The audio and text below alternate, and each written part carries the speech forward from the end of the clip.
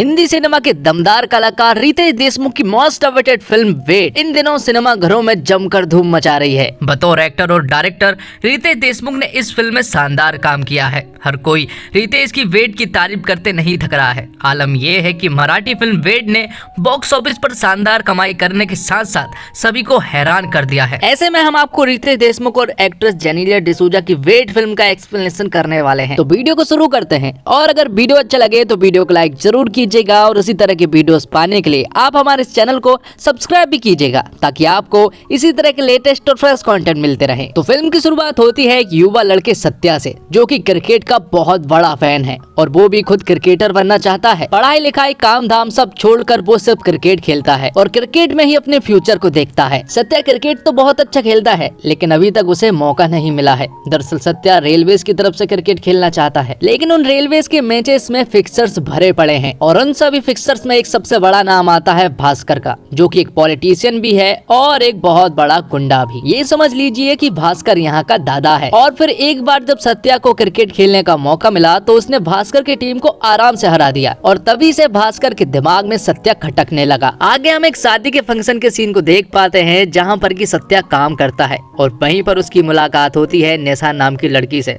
जब सत्या ने उसे पहली बार देखा तो उससे पहली नजर वाला प्यार हो जाता है निशा से। तो यहाँ पर थोड़े कंफ्यूजन और थोड़े कॉमेडी के साथ फिल्म आगे बढ़ती है, लेकिन आगे चलकर निशा और सत्या एक दूसरे को पसंद करने लगते हैं। और जब एक दिन निशा और सत्या साथ में होते हैं तो यहाँ पर भास्कर उन दोनों को देख लेता है। अब क्योंकि उसे तो सत्या से पहले से ही बदला लेना था और यहाँ पर कहीं ना कहीं निशा भी उसे पसंद आ गई थी, इसलिए भास्कर जो है वो निशा के फादर के पास चला जाता है और उसे सत्या के बारे में बता देता है। साथ ही वो उसके पिता को भड़का देता है कि सत्या अच्छा इंसान नहीं है और वो आपकी लड़की को यूज कर छोड़ देगा, इसलिए उसके पिता निशा को घर में बंद कर देते हैं। साथ ही निशा के फादर भास्कर से कहते हैं कि वो जाकर सत्या को डरा धमका कर समझाए कि वो निशा से दूर रहे, लेकिन यहाँ पर भास्कर के दिमाग में तो कुछ और ही चल रहा था। वो तो सत्या को मारना चाहता था और भास्कर जब ये बात अपने साथी को बता रहा होता है तो निशा ये सब कुछ सुन लेती है, जिसके बाद निशा तुरंत ही अपने घर से भाग जाती है और फौरन सत्या के पास पहुंचती है। अब क्योंकि निशा को भास्कर की प्लानिंग के बारे में सब कुछ पता चल गया था, इसलिए वो सत्या को लेकर अपने पिता के पास जाती है, जो कि नेवी के कैप्टन है और वो ताज होटल में रुके हुए हैं। तो निशा सत्या को लेकर ताज होटल जाती है और 606 रूम में सत्या को छोड़ देती है और अपने पिता से मिलने के लिए जाने लगती है। लेकिन यहाँ पर सत्या निशा को बताता है कि आज उसका सिलेक्शन वाला डे है, आज बाहर से सिलेक्टर्स आ रहे हैं और वो प्लेयर्स को सिलेक्ट करेंगे। लेकिन निशा उसे कसम दे देती है और उसे कहती है कि बाहर भास्कर के लोग घूम रहे हैं तुम्हें मारने के लिए, इसलिए तुम बाहर ना जाओ और जब तक वो नहीं आ जाती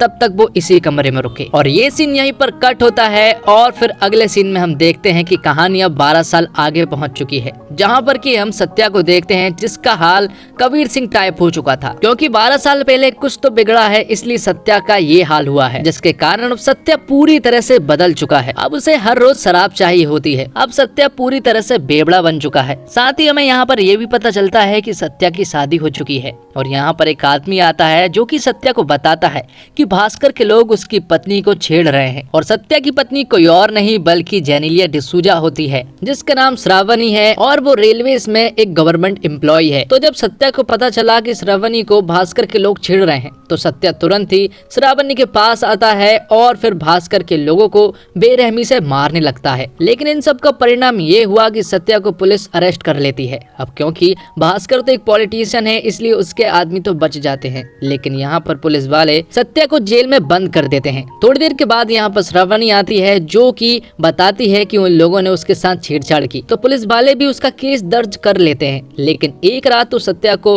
हवालात में गुजारनी ही पड़ेगी। ये सुनकर श्रावणी तुरंत ही केस को वापस ले लेती है और अपने पति को यानी कि सत्या को छुड़ाकर अपने घर वापस ले जा लेती है। तो सत्या के इन सारे कामों से उसके पिता काफी परेशान हैं और वो श्रावणी से कहते हैं कि उसने सत्या से शादी ही क्यों की। लेकिन श्रावणी सत्या से बहुत प्यार करती है। हालांकि उनकी शादी को 7 साल हो चुके हैं, लेकिन अभी तक सत्या श्रावणी से ठीक ढंग से बात भी नहीं करता है। लेकिन इन सब चीज से श्रावणी को रत्ती भर भी फर्क नहीं पड़ता है कि उसका पति उससे ठीक ढंग से बात नहीं करता है या फिर वो उससे प्यार नहीं करता है। जबकि जब सत्या की गलती भी होती है तब भी श्रावणी सत्या का ही साथ देती है। दरअसल श्रावणी का जो मायका है वो सत्या के घर के जस्ट बाजू में है, जहाँ पर उसके माता पिता भी श्रावणी को बहुत चिल्लाते हैं, क्योंकि उसने ऐसे आदमी के साथ शादी की जो कि पूरी तरह से बेपड़ा है और काम काम धाम भी कुछ नहीं करता है और यहाँ तक कि श्रावणी तो उसे रोज दारू पीने के लिए पैसे भी दिया करती है। अब आप लोग सोच रहे होंगे कि आखिर श्रावणी सत्या से इतना प्यार क्यों करती है। तो यहाँ पर हमें एक फ्लैशबैक की एक स्टोरी सुनाई जाती है जिसमें कि हमें सत्या और श्रावणी को स्कूल में दिखाया जाता है जो कि साथ में पढ़ते हैं। दरअसल श्रावणी सत्या को बचपन से जानती है और वो सत्या से बेइंतहा प्यार भी करती है। श्रावणी तो सत्या के साथ तब भी परछाई की तरह साथ थी जब सत्या उसे नोटिस भी नहीं किया करता था, लेकिन श्रावणी तब भी उतना ही सत्या से प्यार किया करती थी। लेकिन फिर एक दिन श्रावणी को निशा के बारे में पता चलता है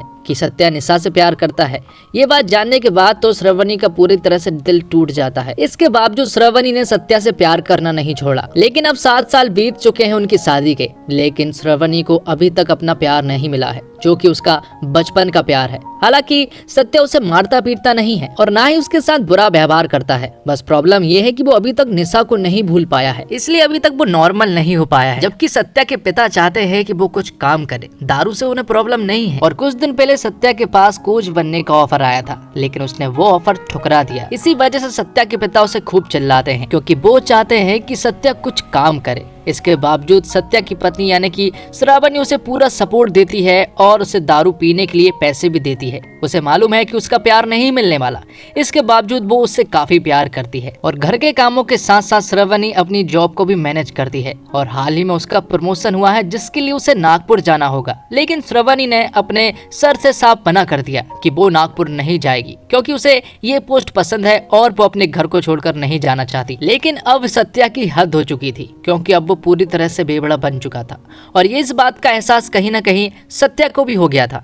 इसलिए अब वो कोच बनने के लिए राजी हो जाता है और तुरंत ही अगले ही दिन दिल्ली जाने के लिए निकल पड़ता है। हालांकि उसके परिवार वालों को विश्वास तो नहीं हो रहा था, लेकिन वो इस डिसीजन से काफी खुश भी थे क्योंकि सत्या अंडर 14 क्रिकेट टीम का कोच बन चुका था। अब जब सत्या वहां पर पहुंचकर जब बच्चों के ट्रायल ले रहा था तो यहीं पर एक छोटी सी लड़की थी जो कि धुआंधार क्रिकेट खेल रही होती है जिसका नाम खुशी है और वो हर एक बॉल को अटैक कर रही थी। लेकिन सत्या उसे डिफेंस करने को कह रहा था, लेकिन खुशी बिल्कुल भी नहीं मानती है और वो सत्या से ठीक ढंग से भी बात नहीं करती है। इसलिए सत्या उसे अगले मैच के लिए बिठा देता है और जब अगले दिन खुशी के पेरेंट्स सत्या के पास आते हैं तो यहाँ पर सत्या को मालूम पड़ता है कि उसके पेरेंट्स कोई और नहीं बल्कि निशा के पिता हैं जो कि खुशी के नाना हैं। तो निशा के पिता यहाँ पर सत्या को सब कुछ बताते हैं कि वो निशा को अपने साथ दूर ले गए थे, जहाँ पर निशा के फादर ने निशा को बताया था कि भास्कर के लोगों ने सत्या को मार दिया है। और ये बात जानने के बाद निशा पूरी तरह से डिप्रेस्ड हो चुकी थी और कुछ सालों के बाद निशा की शादी उसने एक लड़के से करवा दी थी। तो आगे जब निशा को एक बच्ची हुई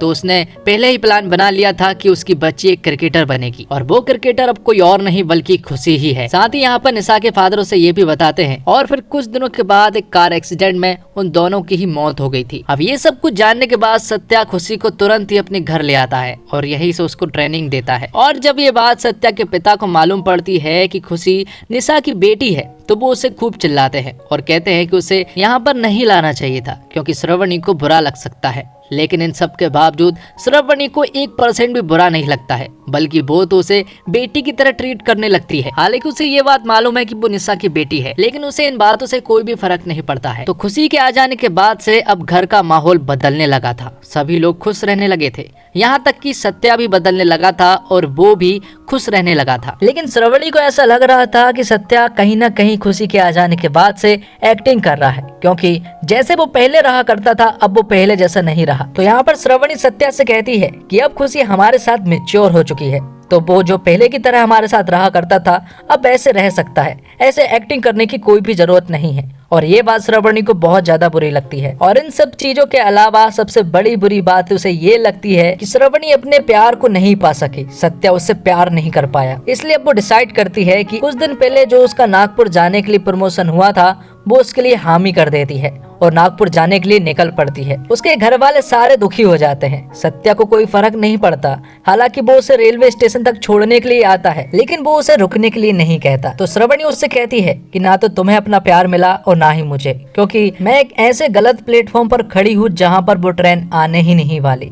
और ये सारी बातें सुनने के बाद सत्या की आंखें खुल जाती है। वो तुरंत ही श्रावणी के पास जाता है और उसे अपना प्यार का इजहार कर देता है। वो उससे कहता है कि तुम गलत प्लेटफॉर्म पर नहीं खड़ी हो, बल्कि ट्रेन ही देरी से आई है। तो इस तरह से श्रावणी को अपना प्यार मिल जाता है और इसी के साथ ये एक्सप्लेनेशन यहीं पर खत्म होता है। तो दोस्तों, डायरेक्शन रितेश देशमुख का है और उनकी ये पहली फिल्म है जो कि उन्होंने डायरेक्ट की है, जिसमें मुझे कहीं पर भी कमी नजर नहीं आई है और ना ही 1% ऐसा लगा है कि वो पहली बार फिल्म को डायरेक्ट कर रहे हैं, क्योंकि सारा काम बड़े ही प्रोफेशनल तरीके से किया गया है। क्योंकि बड़े बड़े डायरेक्टर जो कि काफी पुराने हो चुके हैं, वो भी इस तरह से साफ सुथरे तरीके से काम नहीं कर पाते हैं जैसा कि रितेश ने किया है। और फिल्म में हर किसी ने बहुत अच्छे से अपने अपने रोल को निभाया है और रितेश पूरी तरह से एक पोटेंशियल एक्टर है जो कि कॉमेडी और सीरियस रोल ये दोनों में ही फिट बैठने वालों में से एक है। और इस फिल्म में उन्होंने बेहतरीन एक्टिंग की है। साथ ही अजय अतुल का म्यूजिक काफी शानदार है और इस फिल्म का बीजीएम मुझे काफी ज्यादा पसंद आया है। तो अगर आपने ये फिल्म देख ली है तो कमेंट बॉक्स में हमें जरूर बताएं कि आपको ये फिल्म कैसी लगी।